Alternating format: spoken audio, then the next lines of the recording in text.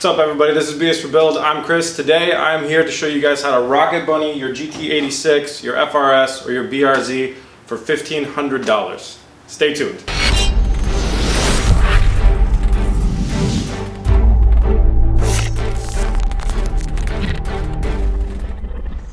Okay guys, so what I want to do with this episode is I'm going to show you how to install your own rocket bunny kit, but I also want to show you guys how you can do it on the cheap, and that it is really a DIY project, and I think framing it and the amount of money that is really being spent here will help out. So what I wanted to do is tell you guys about that and how you can do it at home, do the same thing. Now that's assuming that you have a car that's one color. Mine is clearly three right now, and that doesn't fly. But I'm assuming that you have a single color car and you want to do this. Here's what you got to do. $1,000 gets you a replica Rocket Bunny V1 kit on eBay. So if you jump around on eBay, you look hard enough, you can find these guys. Now this is ABS plastic, which is nice because it's a little bit more forgiving than fiberglass. It's $1,000 and it's a 12-piece kit. So you get the two rear over fenders, you get the pieces that attach to the bumper. Same deal with the front over fenders and the pieces that attach to the bumper. That makes 8 pieces. You get 2 side skirts, gets you up to 10. Then you got a front and a rear diffuser, which gets you up to 12 pieces for $1,000 bucks. I think you can get it even cheaper if you want to just do the over fenders, but I do like the side skirts and the front lip.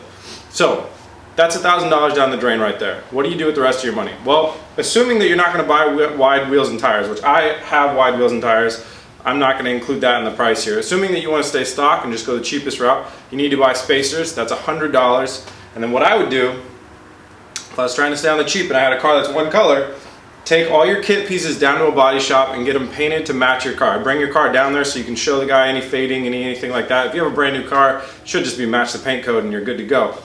Get all your Rocket Bunny pieces painted.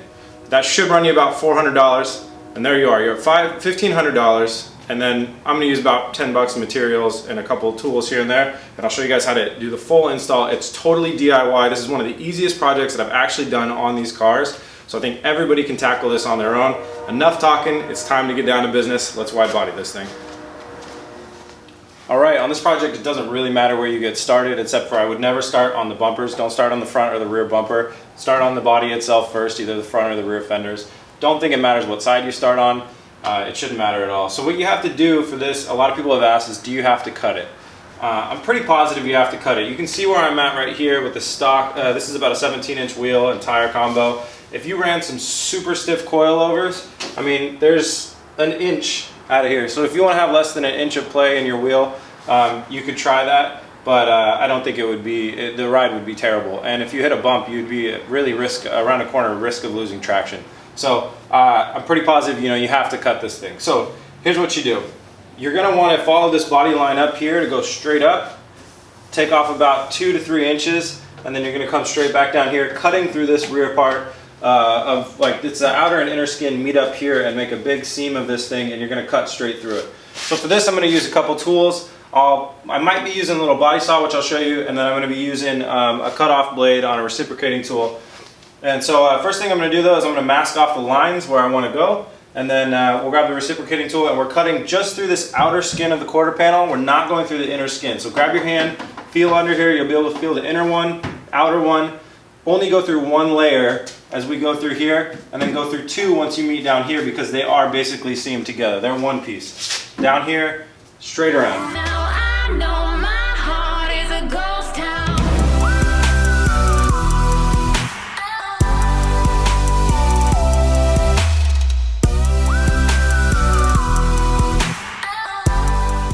Couple things that I remembered while I was doing that.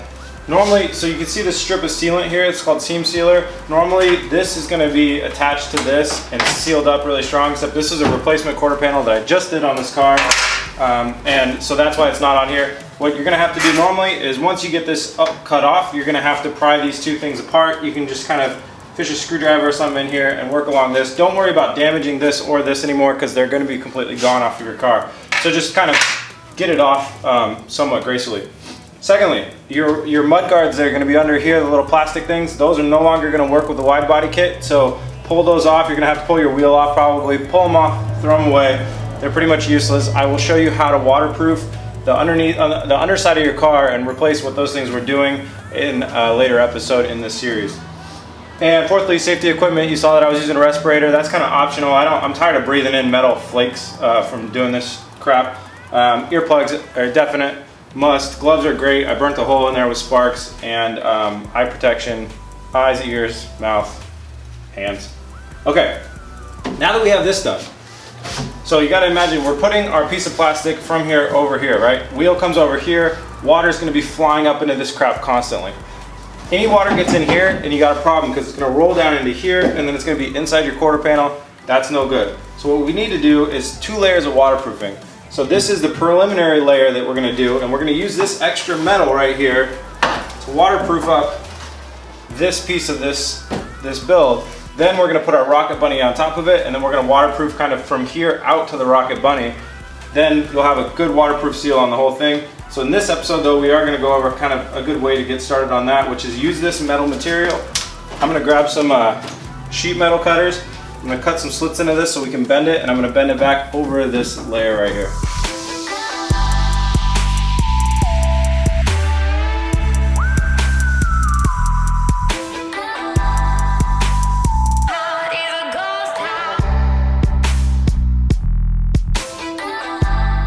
All right, now that you got all those pieces bent up, the next thing to do is a little time consuming but kind of fun. So you're gonna grab a marker or something, anything you want, or just grab your shears.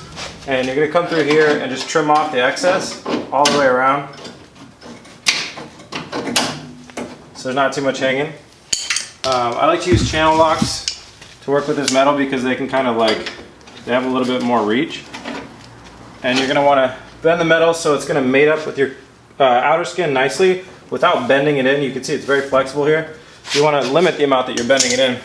Anyways, get it mated up with that nicely like you like it, and then you're going to drill a hole through both of these pieces and put a rivet through them. So cutting them really thin like I did here is not super necessary. You might be able to get away with doing them a little bit wider. But the reason we're doing this is this panel, this inner panel and this outer panel are normally mated together. And it's good to mate them back together just for some structural rigidity. Also, you don't want these things clinking and clacking around underneath your car. So I would say you don't have to do this step, but I'm going to do it just to be thorough. Okay, so we got that all bent and riveted up. It's really strong, added a lot of structural rigidity. And I just want to remind you guys that this is kind of a backup line of defense of waterproofing. We still need to waterproof from the inside of this wheel well out to our body kit. And that's going to be the real waterproofing that's going to block all the water. This is like just an extra added backup. So yeah, there's a lot of holes in here. This is not waterproof by any means, but it's getting there. So you could add more onto this with like rubber or any other type of ways to seal it if you wanted to, but it shouldn't be necessary because you really need to have the waterproofing that goes from the inside of your inner quarter panel to the body kit really done well, or else you're going to have problems anyways because water will fly between the body kit and the body, and you'll have like water lines that fly up here and come out here. So this is just kind of a backup line of defense from water. So the next thing that we need to do is place our place our over fender where we want it to go on the car. So what I use for that is some real thick painter's tape, and I'll put it in place and then painter's tape it onto the car where I want it. Also, sometimes they come with tabs on them, so there'll be a little plastic tab on that, and now's the time to cut it off. I'll show you. On mine, the tab was right here, so on the inside that goes back against the bumper over here, that's where the tab was. So I cut that off with a cutter. So now I'm going to grab my painter's tape and place this where I want it.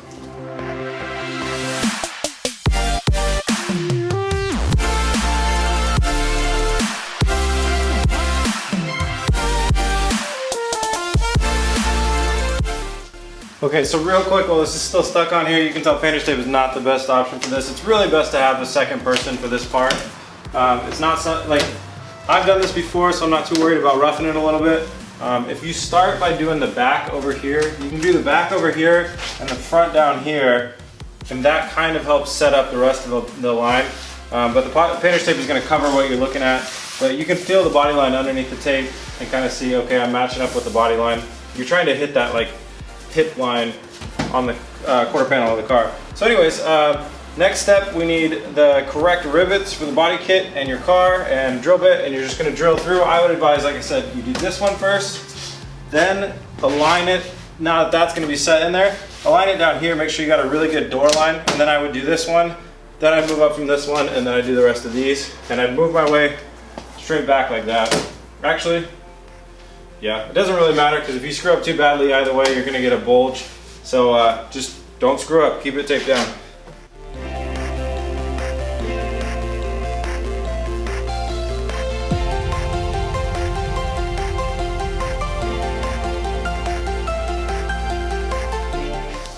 I wanted to pause the video right here and kind of show you guys just a couple things to look out for and be careful when you do this. So first thing is you're going to want to start this way and push this way. That way you end up here with all the slack can end up back here rather than having a bulge in here. And that's kind of what I was talking about earlier, and I summed it up by saying don't mess up. Sorry, that's not a very helpful tip. What I meant though is you're going to want to work your way this way and push the kit this way. So if you have any like misaligned stuff, it's going to end up here, and then you can just adjust the bottom again. So some of these, it's not like your only try. You can only drill a hole through the kit once, but you can drill through your car again if you need to. So obviously try not to make a mistake, but if you do, start back here, rivet, rivet, rivet, rivet all the way over here. It'll push any slack towards the door line, and then you can adjust the door line by moving this bottom rivet out. When you're drilling these, if you only have one person, just drill right through the kit and then through your body. The rivets I'm using are 5mm diameter by 6mm grip length. So 5mm is the kind of the rod, the metal piece right here, and the grip length is a 6mm. So grab a drill bit that matches up with that, real snug. Hold your kit back so there's no slack between it and the body. Push, go right through your kit, right where there's a dimple here, and get a meaty part of the kit, because if not, the rivet will push on the plastic really hard and it'll snap the plastic off. So get through the meat of the kit. Okay, then you're gonna go right through the car. Now when it breaks through the metal of the car, hold your drill bit and don't be pressing on the car really hard, or what'll happen is your drill will fly all the way into the car. The tip of your drill is gonna hit your kit and scratch your kit. These are very, very like fragile. So then you got your hole in here and you got your riveter. And these riveters are cheap. You can get them at Harbor Freight for like $5. You're gonna squeeze, like normally it's like 2 squeezes, and what you wanna do is on the second one where you're about to snap the tail off the rivet, you want to pull back on the riveter, like it's pushing itself in, so it's a little counterintuitive, but you're going to want to pull back, because what happens is when this thing snaps, you get a sharp piece of metal stuck in the front of this thing, and if you're pushing down, it's going to gouge right back into your kit or your paint job. So pull up away from the car as you're going down, and you'll see that my hand kind of just flies back like that, and then that's how you do it. So you keep following that step, there, ding, ding, ding, ding, ding, ding, over to here. If your body line's still good when you get here, finish this up by doing the bottom ones.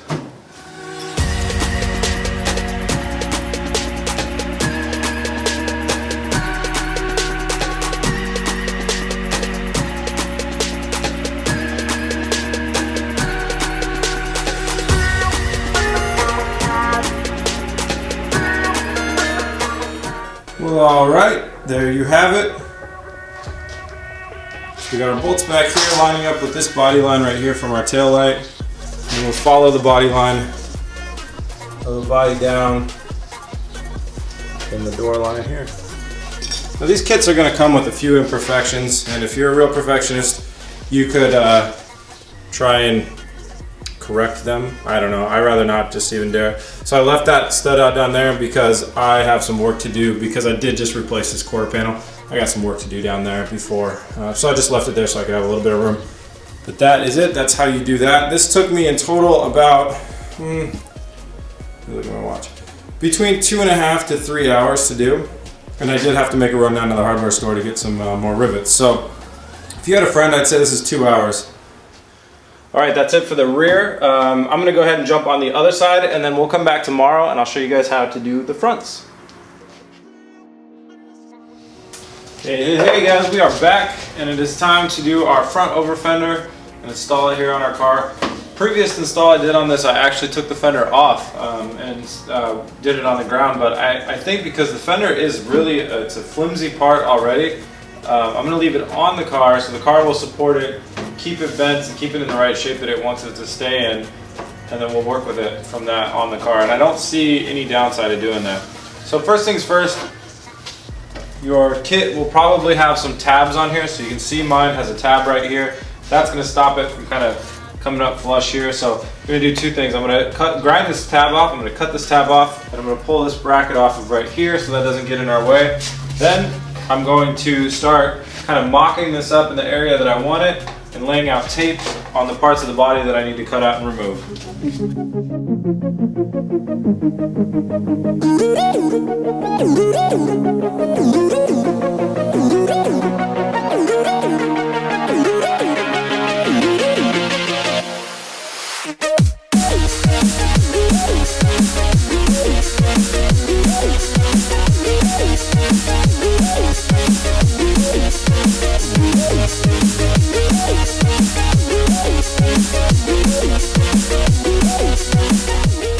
Now that we've got that all cut off, it looks awesome.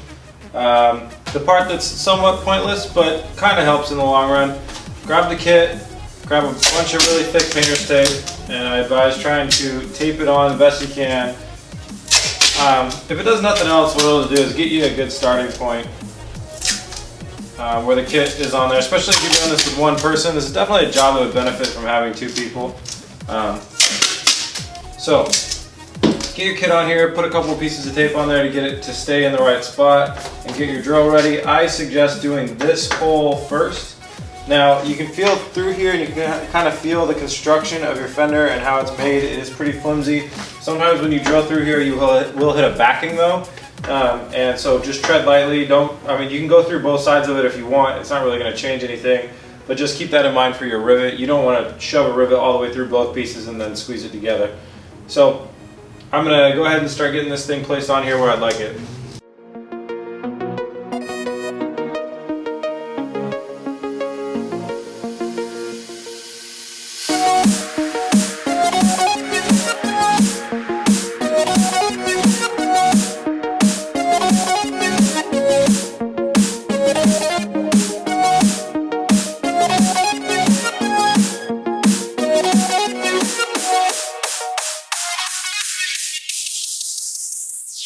Okay, well with that done, let me show you the results. So this kit, like I said, is a cheap kind of a replica kit off of eBay, so it does have some replica-y parts, like you'll notice that the door line is not 100% correct. That's a little bit of a bummer, but that's what you get for getting a kit that's it's like 1/4 of the price of the new one.